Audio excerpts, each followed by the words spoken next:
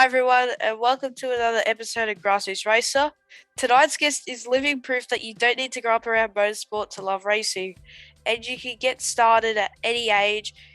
She certainly has achieved great things for not only racing, and she's done it for only a short bit of time. So to find out more about her motorsport journey, I welcome Nikki Lee. So how are you tonight, Nikki? Hi, good, thank you. I'm great, and you told me when you were younger you did grow up around motorsport. What did you do before racing? I grew up dancing like a lot of girls do. So I did rockabilly and swing and 50s kind of style dancing. So I was around cars, but not cars that we race, that's for sure. Old cars, hot rods. Yeah. So what did you sort of like? I sort of grew up around hot rods as well. Did you go to any car shows? Yes, because I danced and I like competed nationally and stuff. A lot of the time we were asked to do like demonstrations at those events because we were 50s style dancing and it sort of went with that era of cars. So yeah, we did go to a lot of car shows and perform for demo days in between competing. So that was where I always loved cars anyway. I did watch motorsport on TV and stuff like that, but definitely was around the old school cars. Yeah, my dad loves that sort of music, and I also had a cousin who plays in a rock and roll band, so it's really cool. Oh, awesome! Yeah. Awesome. It's fun. It's definitely cool. So, if you did grow up around motorsport, how did you get involved later on? Well, I grew up obviously watching V8 supercars like most people and Bathurst, and my grandma used to like watch it, but that was back in the Brocky and Dick Johnson days. And then I used to go to Parramatta Speedway in Sydney and watch the sprints, and I always wanted to be a sprint car driver, but I wasn't around it really doing it. We just watched it for fun and went as like a family outing, which was like a fun night out with mum. And Oran Park in Sydney, I don't even know if that still exists. Does it still exist? Just watching it like at the track, but that was it. So as far as getting started in motorsport, I started riding motorbikes probably, I don't know, 15 years ago. And then I hurt myself quite a bit. Yeah, so I rode motorbikes first. That's where I got started. I met a boy who rode bikes, and then he started teaching me to ride bikes. And I'm always one of those people that just wants to have a go and not watch. So I rode bikes for ages and love it. I still ride bikes now, but I got pretty injured because it's dirt bike riding, like enduro riding. So logs, creeks, mountains, all this crazy stuff. And now I'm very injured. And I had a couple of years off because I couldn't do it anymore. And after that, I was a bit bored. So I needed something new that didn't hurt my back and my legs and my knees and all of those things. And I went and bought my $500 basher car. Paddock basher. So yeah. Yeah. So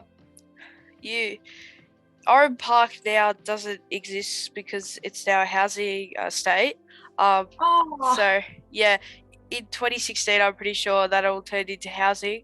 But you told me that you did race motorbikes and you got injured. How long did you compete? I didn't compete. I actually just did that recreationally. I've done a few like local events, and I've done like pan packs and stuff like that in like team events, but it's more for fun. It wasn't really like motocross competing because what I do is in the mountains and in the bush, so it's like hard enduro.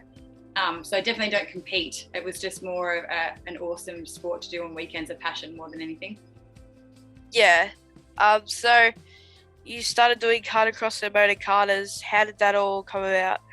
Yeah, so I live in Queensland now and not in Sydney, and I bought my $500 Subaru Impreza, which is a non-turbo. It was $500 and it ran, and someone told me I could go to a local track that happened to be 15 minutes from where I live, and I didn't know anything about it, and I was like, oh, can I? And I don't really drive it. I've driven it around my paddock, and that's about it. And I went to that, had heaps of fun. It was a non-competitive event. And then when I was there, people said there was a club that I could join that raced there every month. And you could do that exact same track that I'd just done. So I was like, oh, if I can do this all the time, cool. Like it's 10 minutes from my house, why not? So that's how that started. Like, so you bought the rally car. Did you do much to it to sort of make it a rally car? Yeah, so we didn't actually buy a rally car. We had that $500 Impreza, and then a friend of ours actually owned the same model, which is a 2002 Bug-Eye, and he owned the RS version, which is an upgrade from what I had, and it was a 2.5 litre, but it's still a non-turbo. So he said, if you're going to keep racing Motor Carna, like at least have something a bit better than what you're driving in now. So we got that for $1,000 and just put some suspension in it. And then I raced that for a couple of months probably. And then I raced a few people at some different, we started traveling with autocross and stuff, and we'd go to events that were like 4 hours away and stuff because I got a bit addicted. And I did pretty good. And when I was there was another rally driver there, another girl actually. And when I competed against her, I won, and she came up to me and she was really supportive, and she said, if you're going to do this and you just beat me, why don't you come to rally? I do rally. And I was like, I can't do rally. Like, I've only been driving 6 months, like not even. And they said, well, if you can get a car, come. Obviously not the car that I was driving wasn't really up to scratch. So that friend that actually sold me the RS, he actually happened to be a collector of Subarus, and he had the WRX STI Bug-Eye in the same year model, the exact same car, except the STI version of what he'd already sold me for $1,000, except this one had a bit bigger price tag. And it was just a street model still. It had its like gold rims and gold Brembo brakes and all the nice pretty things on it. And it was in really nice condition. Probably a collector's item and shouldn't have been pulled apart. But he sold it to us, and then we actually built the rally car ourselves from there. So we ripped it all out. My partner actually built the cage for it from scratch. He's a fabricator, and we have our own business. So he built the cage for me and put all the parts in, and we swapped the suspension over that we'd already bought. And it was a bit of a long haul. It was 3 months of hard work, long nights, lots and lots of hours. And then all of a sudden we had a rally car pretty quickly, which doesn't really happen. But yeah, he made it happen, so. Yeah. Well, then you eventually had to have done your first race in it. How did that go for you? Oh, that was an ordeal. So we were supposed to go to what was like a test and tune, and we didn't finish the car in time. And then the first rally of that year, which was only last year, was when I started. So in 2020, there was meant to be a rally. It got cancelled. I can't remember if it was because of COVID or the weather, one or the other. And so then the first one was actually in May. So we'd been waiting. We'd got the car finished, and then we had to sit and wait, and we'd rushed to finish the car, and then there was no rally. So the next available date to compete was actually the ARC rounds. So the Australian Rally rounds is combined with the Queensland Rally Championship, and it was at Gympie. And it goes across 2 days. And it's, now that we've been there, we know what we're in for, but we didn't have any idea what we were turning up to. We thought this was going to be like a grassroots kind of thing, but it was a big show. Like, it was the big show. It's not for people, you know. It was great. We went, and there's a test day, and there's a pace noted event, and it's 4 days really. And all the top teams, professional drivers, big money. And here's us little local team with the first built car. So yeah, it was definitely memorable. I had the best time. We finished all the rounds. So there was 6 stages. You do 3 stages twice. There's night stages. So I'd never driven at night before, and we had to put big spotties on and go out in the dark and do all the stages again. And you're dealing with the dust and that from the other cars, and you can't see anything. And then you wake up on Sunday and you do it all again. So yeah, it was a lot of kilometers. I think all up we did, was it 180 a day or something? Something like 180 kilometers in the bush, in the mountains, on cliff edges and stuff, in the dark. Yeah, it was pretty exciting. It was a big show. So everything since then has been easier because we kind of did the biggest, hardest one first, which is kind of the wrong order. But yeah, it was awesome. I think there was 88 cars, and I was seated 85 because I'd never driven in competition, so they had no way to seed me. And I think like 14 or 16 finished the entire weekend without drama out of 88, and we were one of them. So we were stoked just to finish, really. So yeah, I remember my first national race in a kart. We turned up as a single team instead of being with everyone else in the big tents and whatnot, and you probably turning up to the ARC thinking it was a grassroots thing, um, probably would have been the same. You were like going in there and there was all these big teams. It was crazy. There was the big trucks, there was the flags, there was full race teams with all their mechanics, and even like the mats under the car, which, you know, that's apparently something that everybody has, and we didn't even have that. We just had the car parked on the grass and we're trying to work on it laying in the dirt, and, you know, and everyone said to us, I remember a team came up to us when we had problems. We had this sound that was going dunk, dunk, dunk, and we couldn't work it out. Anyway, at midnight, the night before the race, I had my partner under the car and we had everything out. We had the diff completely out and trying to find, you know, with torches what the problem was, and we had no one to help. It was just me and my partner, and none of us, you know, he's not even a qualified mechanic. He's just really good with bikes, so, and really cluey. So it was all him. But we had some great teams, some of the big teams come over and offer help and offer advice, and it was really nice of them. And we got tires donated to us because we were just us. No, you know, like you said, no tents, no anything. Literally a car trailer and the race car parked on the grass. So yeah, that's sort of the like if we went to an ARC round, I think that's how we would do it. But I don't think we have any intentions at the moment for ARC. No, it's a big step, but yeah. What track was it?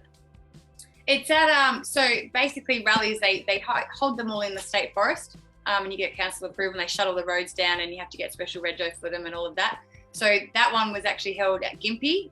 Well, our base camp was at Gympie Showgrounds, and then it goes all into the bush, into the hinterland and stuff across all different places. You're basically traveling in the back areas of like 3 or 4 different towns, because once you've traveled 180 k's, you've gone a fair way. So, and once you leave base camp where you're camped, you do like a transit stage, which they call like a liaison, and you can drive up to like 50 to 60, 80 kilometres away before you actually start the rally. So you're on normal roads in the traffic in your race car with your helmet and your race suit on. Yeah. And you're driving on the roads, so you get traffic lights with normal cars. It's quite surreal. It's quite weird. And you've got rally tyres on, so they're humming and they're really loud. And all I was thinking is, I'm on secondhand tyres that are really old and I'm driving 50 kilometres on tar, just wrecking them even more. So, you know, and all the top teams have got brand new tyres every time they come back to camp. They take off the test ones and they put new ones on, and yeah, that wasn't us. Yeah. So did you have did some of them guys, I would say, did they have like tyres they would use to travel, or did you have to use the set that you did the rally on? You do have to. So once you put you're only allowed a certain, like, your service time in the service park. So you leave with the tyres on and you drive there. Yeah, you can't trailer to the stage, so you do have to drive on them. But the difference is there's a test day the day before. So the guys, like the top teams, will just take off those tyres, put new ones on. They're brand new, at least for the stages. And you do each stage once. So there might be 2 in the ARC round. There was 3 stages before we come back to base. Then you get time to chat, and then you can change them there and stuff like that. But if you're a team that doesn't have much money or many tyres, we basically stayed on the same tyres for the entire weekend. So, and they were already secondhand. So yeah. Actually, when I was karting, I won my first state event on used tyres. So, because I'd done so well, they had this event called the Junior Top Guns. Yeah. And it was sort of my first proper year racing, and everyone was like to my dad, "Oh, you should put him in the state round." And Dad was like, "Oh, I'm not really sure." And we rocked up with secondhand tyres on, and it was just like bad luck all day. And then in the final race, I went round the outside from P4 to first. At the first corner, I went round the outside everyone, took off by 3 seconds. Because those other guys were faster, they were like reeling me in and stuff. But I was lucky there was a red flag to sort of secure my win. But yeah, that's what I remember from like luck changed then. You had bad luck all weekend. Yeah, when you're saying used tyres, that's what came to me straight away. Like, yeah. Well, ours apparently were so bad that we didn't realise they were so bad until we had other guys that are past winners, like veterans, come up and go, "You're not racing with them, are you?" And we're like, "Yeah." "You can't race with them. Like, what are you doing?" And we're like, "Well, that's all we have." And then before we knew it, we had a friend who had a friend who said, go and help that team. And then we went out to test, came back, and we had a set of 4 tires delivered to our camp. Somebody, the big teams, the Bates teams, like the big teams, winners, they gave us their test ones from the day before, so they'd only been used for tests. So we were like, oh, thank God. Then we went to go put them on the rims, and there was a Hoosier tire truck there. Basically, they change it for you, and they had all of the big teams, like ones that are already used. They just throw them away. So they went, well, you guys could just have them. So we went from having only these 1 set of tires to, we came back from testing to our camp, and there was 4 sets. So we had 16 tires just sitting there waiting for us. So we came home with more tires than we started with. So that was really cool. And they were in much better condition than what we had. So. Yeah. Was it just a tarmac rally, or was there dirt and gravel? No, it's all gravel. Yeah, all gravel? All gravel rally. That's what I do. Yeah. There is, because that was an ARC round, we weren't competing in the ARC. We were a non-competitor in it because we were a novice. We weren't actually allowed to compete. Otherwise, we give up our novice standing. So we were allowed to do the entire weekend, but basically it wasn't for points or anything like that. It was just to be able to do it. And in the ARC on the second day, which is only part of the ARC, not the QRC, they do a special stage, and half that was like a short stage. It was only, I think, 6 kilometers, and half of it was tar. So that was weird for me because I'd only driven dirt. So you go from driving the dirt and then you hit tar, then you go back to dirt. So, but that was the only tar part, and that's not usual. That's a special stage. So, for the viewers out there who don't know too much about rally, what would you say the difference is between dirt, gravel, and tarmac? Well, I don't really do tarmac, so I'm probably I've just started tarmac in an Excel, so as well. Yeah. But from what my personal experience is, I've only done dirt circuit before this. So I did motorcars and autocross and open sprints on dirt. So I liked going into the rally because it felt the same except faster and more trees and more dangerous because you don't know what's coming. You're not going around in circles. You have to figure it out as you go. But tarmac, it's definitely tarmac circuit. It's the same as any circuit. You repeat it, so you start to learn what to do on each corner and practice that corner and get better as you go. Whereas in a rally, you can't really do that. You don't get to practice where you're going. You're doing it blind and you're doing it with notes. So you basically only know what your navigator's telling you, and you have to trust that's right and make the decision when you're right on top of that corner. So you don't get to get better, sort of thing. You got to think on the fly and just have second nature driving. So I think that's why they say rally drivers, it's hard because you can't practice. You can only practice your skills maybe at club level, braking, cornering, all those sorts of things, but you still have to think like fast and react fast. Yeah. You just mentioned before about your XL circuit racing. So you've just started doing that. How you enjoying it? I just got one. I haven't raced it yet, but I don't know if I will. I don't know. I just love it. So I love just driving in general now that I'm not on my bike as much. So I just got an XL from Santa at Christmas time, and it was another cheapie that we just bought, and it's been spray painted black with a can, I think. So it's nothing fancy. I think it used to be blue because we can still see the blue bits, but so I just got that at Christmas, and I've only taken it out I think twice now, once to Queensland Raceway and once to Morgan Park, and they're both here in Queensland, and only on practice days so far. So just trying to get an understanding of front wheel drive cars because I drive a Subaru, which is all wheel drive, and it's just completely different. It's like driving on a highway compared to what I do in the bush, with trees all around and a really narrow line. And now all of a sudden I have this wide track and I have to figure out where to go, and the apexes and all of that stuff, and the braking's different, and you have to be really aggressive with braking. Whereas if you do gravel rally, you can make big mistakes if you do that, and you can be in the trees or 360s or on your roof. So it's really, really different for people that, if you want to go tarmac to gravel, that's very different. That's probably the most difference. Yeah, I remember when I did superkarting for the first time. So it's basically a go-kart, on steroids. So it's like, Yes, I think they had them actually at the track on the weekend before in another session when I was there. They are, oh yeah. So it's the size of a go-kart, but you race on proper circuits. So I'd go out to Winton and Phillip Island for the first time, like those two tracks.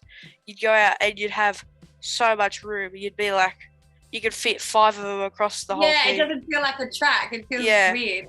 Then it throws your perception of where your line should be because it's almost too big. Yeah. But just to ask, what's your biggest achievement so far, and what are your goals for 2022? Biggest achievement. I don't know. Probably, well, as far as rally goes, obviously I've done carnicrosses and all of these here in the background, they're all just from at my local ones. Literally, most of them I got within 4 or 5 months straight away from doing local grassroots. And then obviously I built the rally car. So my first competitive rally, I literally just, besides the ARC one where we weren't competing, my first pace noted rally, which is when we actually have to go out and make our own notes and then race it. I actually came second in the novice championship for that race. And I think I was seeded 41 out of 44.